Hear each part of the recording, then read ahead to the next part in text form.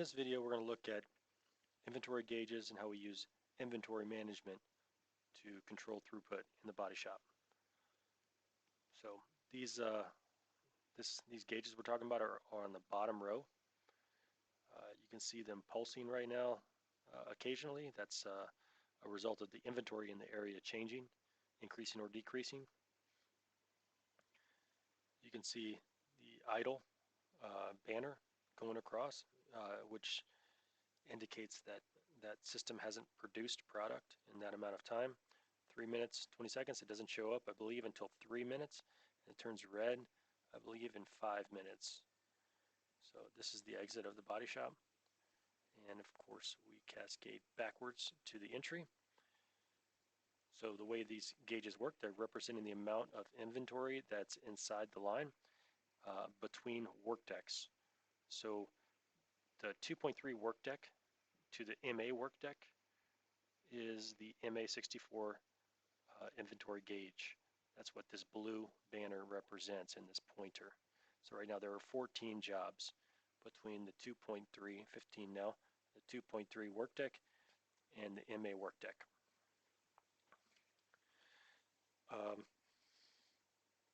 The target level at the end of the shift will be 26. We have 26 stations staged in the line condition function to be occupied at the end of the shift, or 26 stations or AGVs occupied. So right now we're 11 less than that, our target. So we're going to have to, our upstream system will have to produce 11 more to achieve our target at the end of the shift. All of these deltas, this minus 11, plus 14, plus 7, they should be plus 0 at the end of the shift. That's how that works. So what we do is we set our build target in the MA line, which is going to be down here on the bottom footer animation. That's 282 is our build target. We can set that by clicking the tile and then setting this 283, for example. Hit enter and it commits that. This value is a representation of what's on the server, so whenever the server takes that and everything's done, it will update this graphic and we'll know the change has been committed.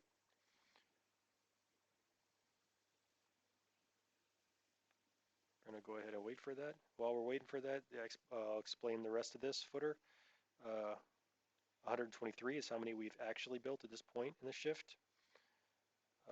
We have 159 remaining to build. That's 282 minus 123. And now it's 283. Just changed. And also the red banner just went over 6 minutes, looks like. That's when it turns to red. It just turned red, so we haven't built anything. And the way we can sort of visualize that, if we look at the production curve, which is explained in a different video, we can see that the last part built was at 10:15. We're currently at 10:21. So that's how that works. We leave the tool tip in the production curve on the last part built.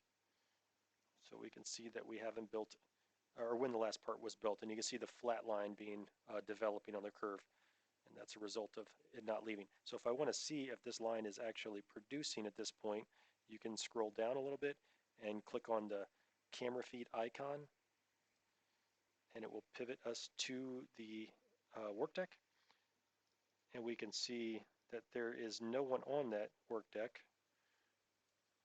Scrolling over. There's no one on that work deck. The elevator is ready to receive a car, and they're not producing. And what I guess the reason for that is they're taking a lunch break. It's 10:30 normally, or 10:15. 10:30 normally is the break. They took the lunch break early at 10:15 because we're running a heavy exit buffer right now. That's the strategy they use. Let finish line run normally, and let's pull some space in the 5 meter by starting MA's break 15 minutes early and and stop producing up to the 5 meter while we're still pulling out of it. That's just a strategy they use to try to countermeasure heavy buffer conditions. So anyway, our break has started a little early, so we're not producing out. The point of this, though, we only set the target in one area. We set the target in the MA exit, and then the target has to factor the delta, what we need to achieve our line condition, which is 26. So right now we have 10 less than we need. So we have to cascade this backwards to the upstream system. We have 283 as our build target. We have 160 left to build. The upstream system should have technically 160 plus 10 to build. And that should be, well, I mean, it's not exactly accurate, the math, but that's how the math works. It's not reflected, updated. It's not updating in real time, but the math works. 160 plus the delta plus, or 160 plus 9 should be 169. See the numbers changing. All these things change independently of one another. It's not done in this graphic. It's done in the back end. So 160 plus 8 should be 168. It's 167. 167 minus 12, so because you have 12 too many in this line. 167 minus 12 should be 156 plus 155. Yeah. And then 155 minus 10 is 145. That one's right. And then the only place that doesn't work is in underbody, because 2.1 has two sources of product. One of the sources is going to be the EVA line, which you can scroll down and see the EVA line, but in this particular one, this is 296 EVAs. So however many 296 EVAs we're building is going to factor into what our underbody build target is. It's going to be removed from the underbody mod 1 build target. So the point is 183 plus 8, I'm sorry, 160 plus 8, 168, 168 minus 13 is 155, and so on and so forth. That's how we cascade our build target, and we achieve all of our line conditions. At the end of the shift, everything should be plus 0. I guess the point of this is this plus 13 in this line. It represents an opportunity or an excess that we could rebalance during the shift, or we could wait until the end of the shift and allow it to rebalance. So it's a bill basically that has to be paid. When you pay it is either up to you, or we do it at the end of the shift by causing, for example, if we have 13, this line is going to have to build 13 more out at the end of the shift than it would have otherwise had to if we use that excess during the shift. So we're actually very heavy right now in production lines. One of the other things that we do with this inventory gauge, this inventory limit system, is we try to prevent excess. We have two modules. We try to prevent the excess, the high limits and the low limits, with high limits and low limits. Right now we're not on any limits. We've allowed the gray areas, the gray steps in this gauge, 14, and then I believe, what is this, we click it, 37. If we achieve our high level, if this pointer hits 37, it's going to block the entry by changing this arrow on the left to an X, a box with an X. And it's going to block the upstream work deck because I achieved my high level and I'm going to go into lowering mode. Lowering mode will block the upstream work deck and allow us to exit this system. And we'll allow it to exit until we achieve, or it's about to turn red, where it's about to trigger. 37, yeah, it triggered. So now we have an X, and we've achieved our high level. Now it won't remove this X and change it back to an arrow until 37 is reduced to 35. This is the high level gain, the high limit gain. So we have to reduce it by 2, and then we can allow it to go, allow it to enter until it hits 37 again. And otherwise we will lower, or we'll run normally, and if we hit 14, we'll go into filling mode. Filling mode will block the exit and do sort of the same thing. When it hits 14 until it gets to 16, it'll block the exit. So it'll allow the entry, block the exit, and fill the line. You can validate this by clicking again, scrolling down, clicking the camera feed. It'll zoom into the station and show that we're not moving, but it is also starved, so it has nowhere to go. Look at another one. You have another high level that's on here. We're blocking. See this? Actually, that was wrong. This station 2.3 is not blocking that exit. That exit that I just looked at is open, and it is starved right now. But we're blocking the upstream system's exit. So if we click that upstream system, open the camera feed, we can see that they have a car on this line, and you can barely see the animation here. It has the little Pac-Man things. It's saying inventory limiter. It's full, it's blocked downstream. We can allow it to overfill. I'll show this. If we go here, so the roll-up door needs to raise. What we're going to do is turn off the high level. So this is the high level limit. Once we've turned this off, this roll-up door will go up and this car will exit if they don't have the light screen violated, which it looks like they do, but it does look like the limit is off. You can see on the banner, we're no longer blocking this. They need to allow that car to move. She must have gotten a light screen. There's no one on that work deck because it's actually working exactly how it's intended to work. They see the limit triggered and they go do something else productive because there's nowhere for this product to move to. If she gets back on the work deck, we can do a better demonstration. Let's try a different one. So 2.1 is blocking underbody from leaving. Yeah, that's not a good demonstration either.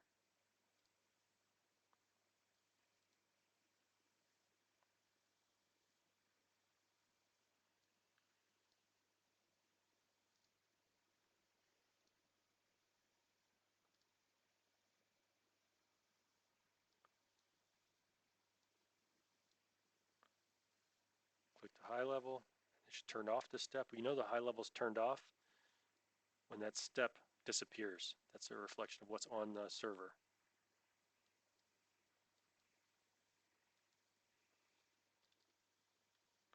Of course, there's no one on there for us.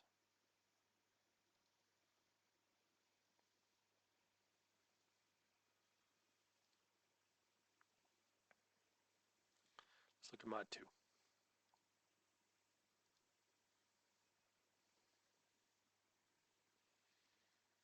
Right now we have a high level on 2.1. We're stopped. That means this 2.1 is in lowering mode. MA is stopped also for brake, most likely. Easy to double check. We'll zoom the camera. There's no one on the work deck. We haven't built since 10.15 as represented in the production curve. 10.15, we built 104.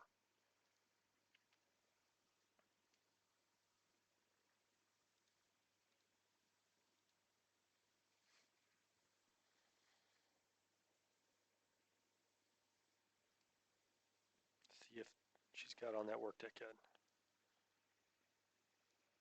here, someone's there. We're going to try this again.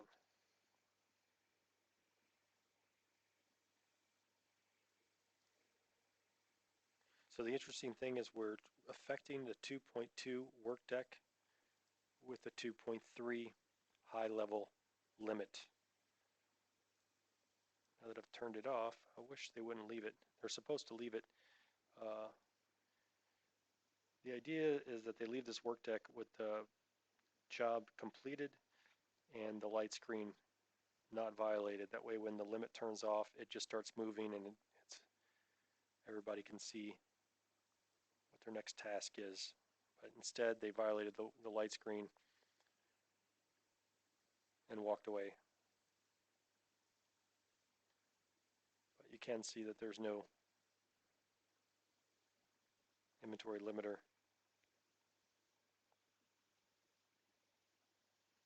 animation on the marquee. And now there is. Every time I click, you can see it changes. So turn it off.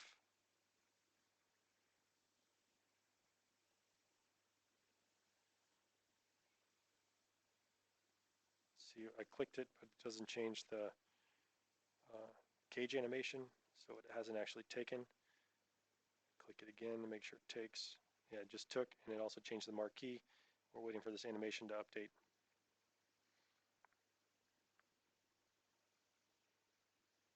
Yep, that's how it works. So if we wanted to see it just lowered by 1, that's 2.3, leaving the work deck. So since we aren't on the high level right now, what will happen is if it triggers the high level of 37, it'll need to retreat to the gain level of 35. If we're at 36 and retreating and lowering, then we need to get to 35. But if we're not lowering and we're filling, then we have to wait until we get to 37 again to start the whole lowering process. The point is you can defeat the lowering mode by toggling the high level off then back on again, and it'll go back into fill mode, if that makes any sense. So these gains can be much more than 2. In most circumstances it should be about 5, and that will give us about 5 minutes of time to rebalance that line. And there are instances or times when you want to get it running faster, and you can defeat that lowering mode and reverse it. I guess that's probably a good explanation of the limit system.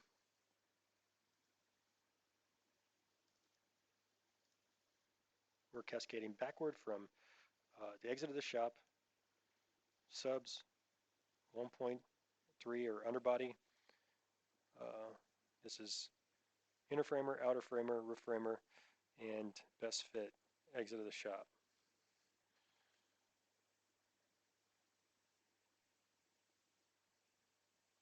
And there's no low levels on.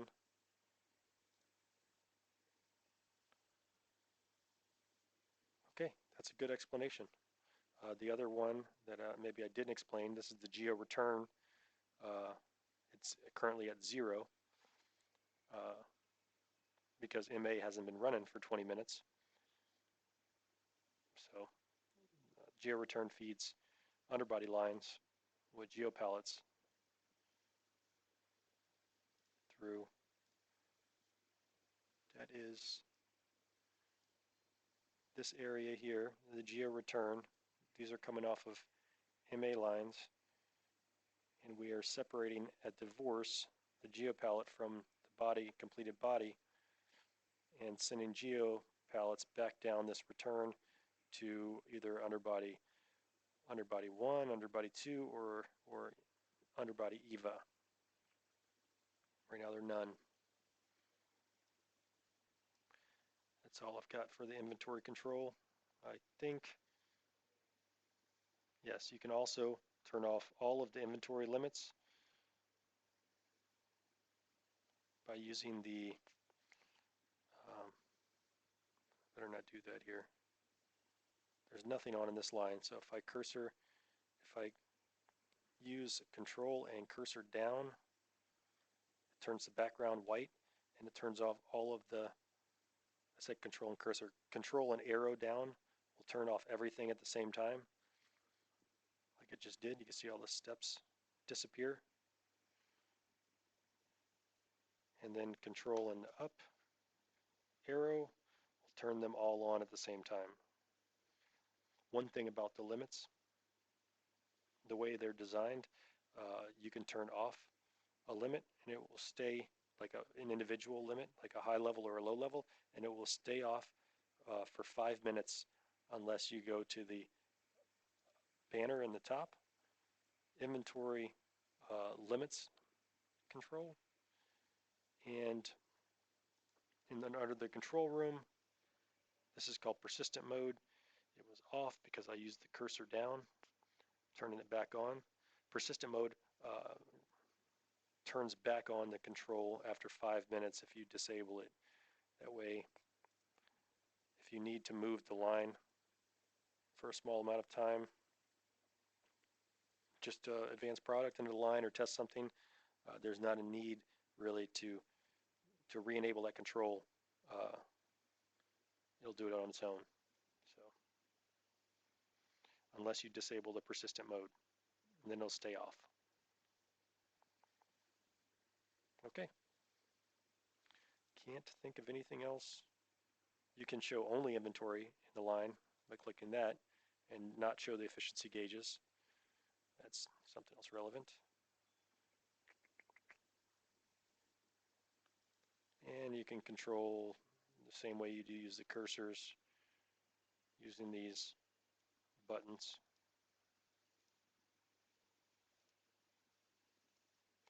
All right, that's enough. Good luck.